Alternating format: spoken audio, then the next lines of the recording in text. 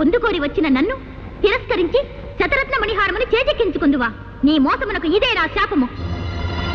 ఏ అందముతో నన్ను ఆకర్షించుతివో ఆ అందము కళావిహీనమై నీవు కురూపివైపోదువుగాక.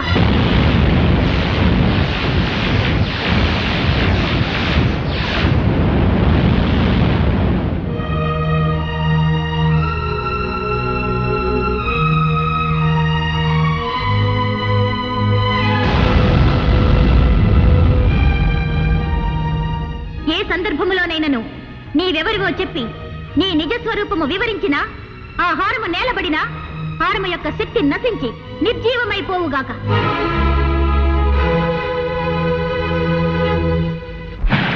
బాబు, బాబు, నీకేం జరిగింది? నీకేం జరిగింది?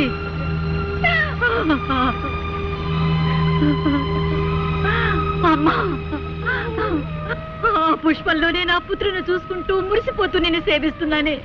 నీ ఆశ్రయంలో ఉన్న నా బిడ్డకు ఏం జరిగింది తల్లి? ఏ అపాయం జరిగింది? చెప్పు తల్లి, చెప్పు. వసుంధర, స్వామి, ఏమిటి ఘోరం? పువ్వు వికసించి ఉన్నంత కాలం నా బాబు క్షేమంగా ఉంటాడని వరమిచ్చారే. ఇప్పుడు వాడికి ఏం ప్రమాదం జరిగింది? ఏమైనాడు? చెప్పండి స్వామి, చెప్పండి. ఆందోళన పడకు వసుంధర.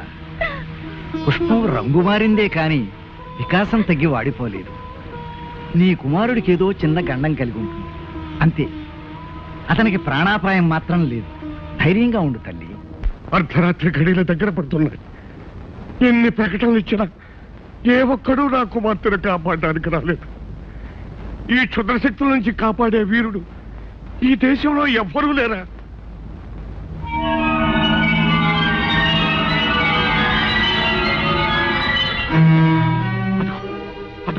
మృత్యుమేఘం వచ్చేస్తుంది. మృత్యుమేఘం వచ్చేస్తుంది. ఎవరు? ఎక్కడికి వెళ్తావు? ఎవరు? రాకుమారి, రాకుమారి, ఈ హారం ధరించండి. వస్తున్న ప్రమాదాన్ని తప్పించుకోండి. ఎవరా నువ్వు? నువ్వు నీ వలకు నాకేనండి వెండి. మహారాజా, నా మాట నమ్మండి. ఈ హారాన్ని ధరిస్తే ఆమెకు ముప్పు తప్పుతుంది. ఆమె క్షేమంగా ఉంటుంది మహారాజా. మహారాజా, చూడ్డానికి వీడు భయంకరంగా ఉన్నాడు. ఏం మాయ చేస్తారో ఏమిటో, వద్దని చెప్పండి. మహారాజా, సందేహాలకి చర్చలకి ఇది సమయం కాదు. ఆలస్యమైతే అందరం విచారిస్తాం. రాకుమారిని మాంత్రికుడు తీసుకెళ్లకుండా రక్షించనియండి. మహారాజా, మీ పాదాలకు మొక్కుతాను, నన్ను అర్థం చేసుకోండి. మహారాజా, అదిగో దగ్గరికి వచ్చేస్తుంది. మహారాజా, మహారాజా. సరే, జరిగేదేదో దొరకమన్నారు. అమ్మా పద్మ, ఆ హారాన్ని అలంకరించుకోమ్మా. రాకుమారి,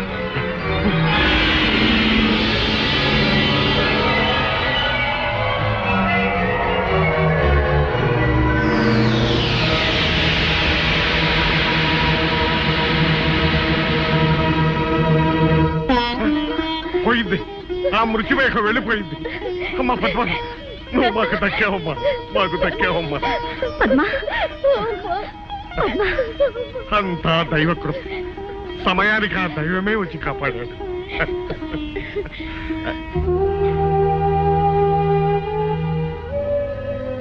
స్వామి, ఆపదలో ఉన్న మమ్మల్ని కాపాడాడు. మీరు మా పాలిట దైవం. తమరు ఎవరు? ఎక్కడి నుంచి విజయం చేశారు? నేనెవరైతే ఏం లేండి, నా కర్తవ్యం నెరవేర్చగలిగాను. మా బంధువులు, పరివారం, వీరులు ఎవ్వరూ చేయలేకపోయిన పనిని మీరు సాధించి మహావీరులు అనిపించుకున్నారు. ఎన్ని జన్మలెత్తి సేవ చేసిన ఈ రుణం తీరదు. విధి నిర్వహణ కృతజ్ఞతను ఆశించదు మహారాజా. రాకుమారి, సర్వకాల సర్వావస్థల్లోనూ ఆ హారం మీ మెడలోనే ఉండాలి. ఎట్టి పరిస్థితుల్లోనూ దయచేసి తీయకండి మహారాజా. ఇక సెలవు. అలా కాపాడిన వారికి నా కుమార్తెనిచ్చి వివాహం కూడా జరిపిస్తానని ప్రకటించండి. స్వామి, నా కుమార్తె ప్రాణాలు కాపాడాలన్న ఆశతో ఆ విషయంలో ఆమెనిచ్చి పెళ్లి చేస్తానని ప్రకటించాను. ఇప్పుడు మహారాజా, ఏమిటి మీ ఉద్దేశం? ఈ బికారికి, ఈ కబోదికి అమ్మాయిని ఇవ్వడానికి సిద్ధపడుతున్నారా? ఈ కురూపిని పద్మ కట్టబెట్టి దాని జీవితం నాశనం చేస్తారా? అతనికి అవకాశం వచ్చింది, సహాయం చేశాడు. అంతగా మీరేదైనా ఇవ్వాలనుకుంటే నగో నటులో బహుమానంగా ఇచ్చి పంపించండి. అంతేగాని పద్మనిచ్చి పెళ్లి చేస్తానని మాత్రం ఒప్పుకోకండి. ఈ కార్తికేయ వంశంలో ఎన్నడూ కలగని సమస్య ఈనాడు ఎదురైంది. ఈ వివాహం చేసి ఆ అమ్మాయికి అన్యాయం చేసిన వాడు అవుతాడా? చెయ్యక మాట నిలబెట్టుకోలేని మహారాజుగా ఈ వంశానికి కళంకం తెచ్చిన వాడు అవుతాడా? ఏమి చెయ్యాలి? ఏమిటి విషమ పరీక్ష?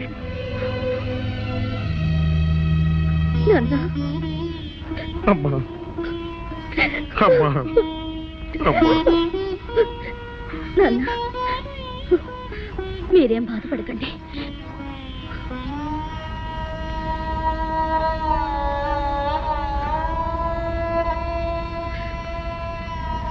ప్రాణదాతగా మీకు నా కృతజ్ఞతలు. మీకొక నిజం చెప్పడం నా ధర్మం. నేను విజయ్ అనే వ్యక్తిని గాఢంగా ప్రేమించాను. నా మనసు ఎప్పుడో అతనికి అంకితం అయిపోయింది. అయినా సత్యవాక్ పరిపాలనలో ఘనకీర్తి గల వంశానికి చెందిన మా తండ్రి గారు మాటిచ్చారు.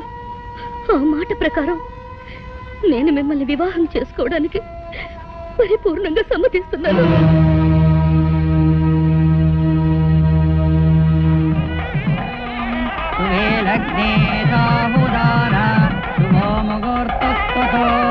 లక్ష్మీనారాయణాయ నమః ప్రదక్షతి.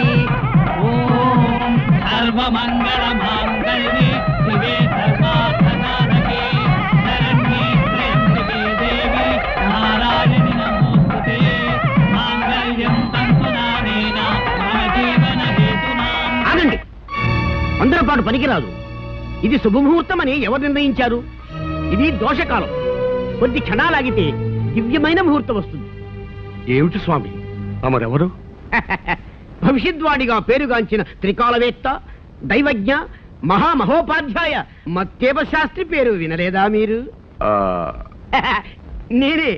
ఓహో, మహారాజా వారింట వివాహం జరుగుతున్నదని తెలుసుకుని సమయం శుభప్రదం కాదే అని పరుగున వారింపవచ్చాను. దైవానుకూలం వల్ల ఇంకా ముడిపడలేదు. సంతోషం. ఏమిటి, నేను పెట్టిన ముహూర్తాన్ని ఆక్షేపిస్తున్నారా? శాంతించండి, ఇక పైన మీకే తెలుస్తుంది. వధువు మెడలో ధగధగ మెరిసే ఆ హారం వరుడు తెచ్చినది కదూ? అవును స్వామి, అది మహిమగల హారం. ఆ హారమే మా అమ్మాయిని రక్షించింది. ఓహో, అది తెచ్చాడు గనక అతనితో మీరు వివాహం జరిపిస్తున్నారు. వరుడా, ఆ హారం తేగలిగిన వాడు మహావీరుడై ఉండాలి. నీవు చూస్తే వికలాంగుళ్లాగున్నావే, అది నీకు ఎలా సాధ్యమైందా అని నా అనుమానం. ఏం మహారాజా, అంతే కదా? నేను అడిగిన దాంట్లో తప్పేమీ లేదు కదా? నిజమే. ఈ దివ్యహారం తేగలిగిన వాడు సూర్యుడై ఉండాలి. అది నువ్వెలా తేగలిగా? అది ఏ సందర్భంలోనైనను నీవెవరివో చెప్పి నీ నిజస్వరూపము వివరించినా ఆ హారము నేలబడినా హారము యొక్క శక్తి నశించి నిర్జీవమైపోవుగాక. చూశారా మహారాజా, తడబడుతున్నాడు. నా ఉద్దేశంలో ఈ హారాన్ని సంపాదించింది ఇతను కాదు. ఇతనికి ఎవరైనా ఇచ్చి ఉండాలి, లేదా అతని దగ్గర నుంచి ఇతను తస్కరించి ఉండాలి. తస్కరించవలసిన అవసరం నాకు లేదు. నేనే ఈ హారాన్ని సాధించాను. లేదు, నువ్వు రాకుమార్తెను వివాహం చేసుకోవాలని ఈ పథకం వేశావు. మహారాజా, నేను చెప్తున్నాను వినండి. ఈ హారాన్ని సంపాదించినది విజయ్ అనే మహాశూరుడు. నువ్వు అక్రమం చేసి ఆ మహావీరుని మోసం చేసి ఈ హారాన్ని తెచ్చావని నేను అంటున్నాను. దీనికి నీ సమాధానం ఏమిటి? శుభప్రదంగా పెళ్లిపీటల మీద ఉన్నావు. నీ చేతిలో ఉన్న మాంగళ్యం మీద ప్రమాణం చేసి చెప్పు, ఈ హారాన్ని సంపాదించినది విజయా కాదా? అవును, విజయ్. విజయ్, నా విజయ్, నా విజయ్ ఈ హారం సంపాదించింది. అయితే ఎక్కడ ఎక్కడ నా విజయ్? అలా అడగండి, నిలదీసి అడగండి వధువు గారు. చెప్పు, అతన్ని ఏం చేశావు? నా విజయ్ ఎక్కడున్నాడు? అతన్ని ఏం చేశావు? నాన్న, నాన్న, వీడెవడో వంచకుడు, దుర్మార్గుడు. నా విజయ్ అంతం చేసి ఈ హారాన్ని దొంగిలించాడు. నన్ను వివాహం చేసుకుని అర్ధరాజ్యం ఏలాలని పథకం వేశాడు. నేను మోసగాడిని కాదు రాకుమారి, నన్ను నమ్మండి. నా విజయ లేకపోయిన తర్వాత నాకు ఈ హారం ఎందుకు? నా ప్రాణం ఎందుకు? రాకుమారి, ఆ హారాన్ని మాత్రం తీయకండి. నా మాట వినండి రాకుమారి, నా హారాన్ని మాత్రం తీయకండి. రాకుమారి, నా మాట వినండి, ఆ హారాన్ని మాత్రం తీయకండి. రాకుమారి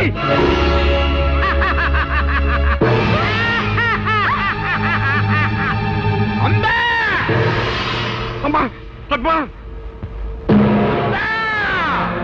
హే నేత, ఆనతి ప్రకారము వధువు బలి వధువు.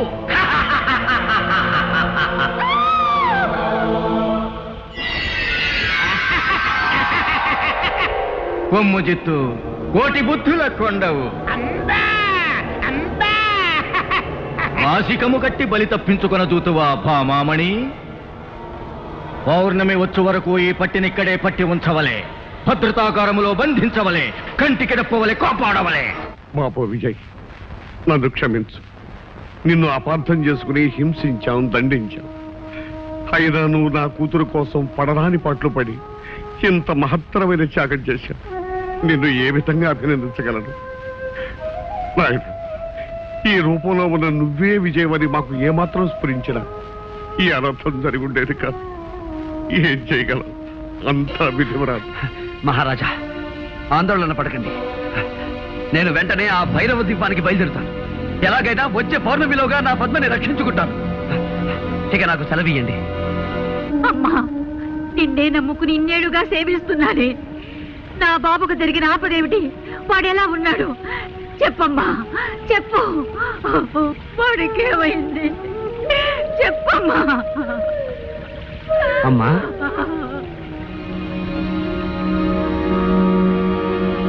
ఎవరు బాబు? నేనమ్మా, విజయ్ని. ఒకనాడు దెబ్బలతో మీ దగ్గరకు రాగా నాకు ఉపశమనం కలిగించారు. క్షుద్రశక్తి నుంచి తప్పించుకోవడానికి రక్షా కట్టి పంపించారు. ఆ రక్షాబలం ఉన్నంత వరకు నాకంతా జయమే జరిగిందమ్మా. ఇప్పుడు నేను భైరవ ద్వీపానికి బయలుదేరుతున్నానమ్మా. మళ్ళీ తమ ఆశీస్సు పొందాలని వచ్చానమ్మా.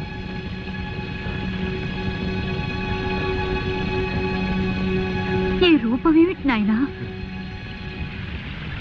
ఒక యక్షిణి శాపం. శాపమా? ఎప్పుడు జరిగింది? గత పౌర్ణమికి ముందు, ఆనాడు ద్వాదశి. ద్వాదశ? అవునమ్మా.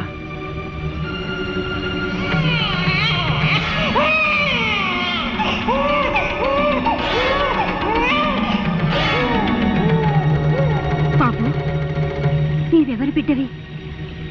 నీ తల్లిదండ్రులు ఎవరు? నేనెవరి బిడ్డనో తెలీదు కానీ గోమతి నదీ తీరంలో ఉన్న కోటాల కోనలో పెరిగాను. పసి వయసులో ఒక ఉగాది నాడు నదిలో కొట్టుకొస్తూ ఆ కోనవాసులకి దొరికానట. ఉగాది గోమతి నదిలో?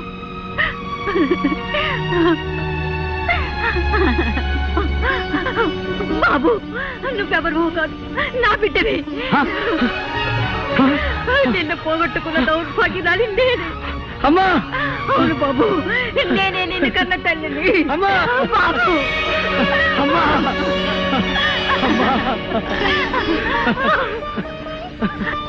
అమ్మా జగన్మాత, ఆనాడు నా భర్త నన్ను నిరాకరించిన ఈనాడు నా బిడ్డను నాకు ప్రసాదించావు తల్లి. అమ్మా, నా తండ్రి ఎవరు?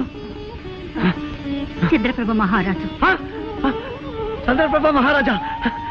అయితే ఆయన్ని నేను కలుసుకున్నానమ్మా. నీవా? అవునమ్మా.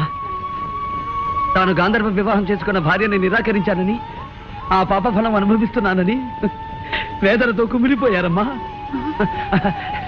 అంతా మంచిగా జరిగిందమ్మా. ఒకరినొకరు తెలుసుకోకపోయినా ఆయన స్థితికి జాలిపడి మా గూడానికి పంపించానమ్మా.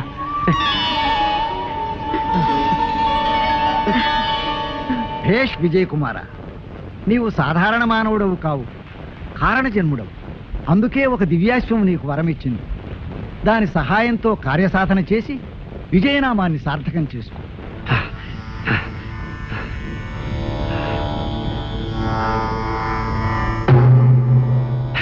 అయ్య రాజా, నమో నమః. ఈనాటి అర్ధరాత్రిలోగా నేను భైరవ దీపం చేరుకోవాలి. నీవు ఇచ్చిన మాట ప్రకారం నన్ను అక్కడికి చేర్చవలసిందిగా అర్థిస్తున్నాను. సంగీత కళాకోవిద, క్షమింపుము. నీవు ఇప్పుడు శాపగ్రస్తుడవు. శాపగ్రస్తుల దివ్యాశ్వమును అధిరోహించుట నిషిద్ధము. కానీ ఒక ఉపాయం ఉన్నది. త్యాగశీలు ఎవరైనను నీ శాపరూపమును పరిగ్రహించిన నీ రూపము నీకు సిద్ధించదు. క్షమించు హైరాజా, ఈ కురూపాన్ని ఎవరికో కట్టబెట్టి వారిని అవస్థల పాలు చెయ్యలేను. దీక్షా బలంతోనే బయలుదేరుతాను.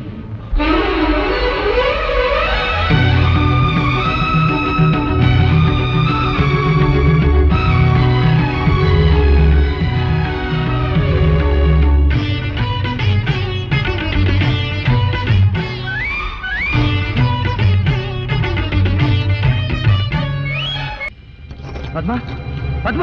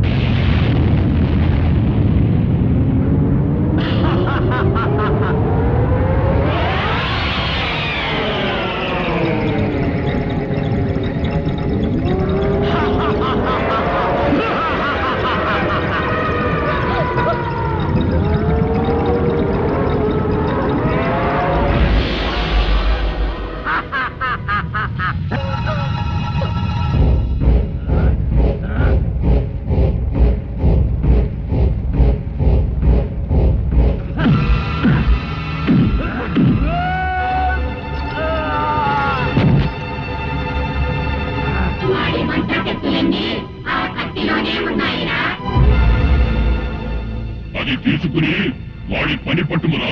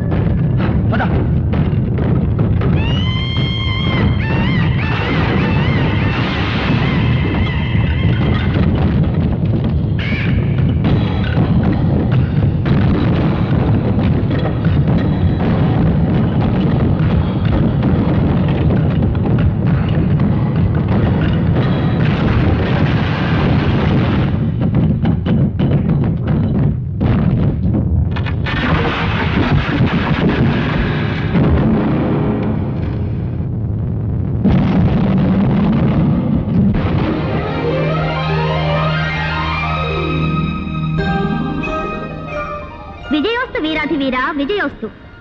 ఎవరికీ సాధ్యపడని ఒక లోకకంటకుని సంహరించి జగత్ కళ్యాణము చేకూర్చితివి. నీకేమి కావాలయ్యనో కోరుకొనుము, అనుగ్రహించదను. లోకమాత, నా కోసం త్యాగం చేసిన నా తల్లికి యథారూపాన్ని ప్రసాదించమని కోరుకుంటున్నాను. తథాస్తు.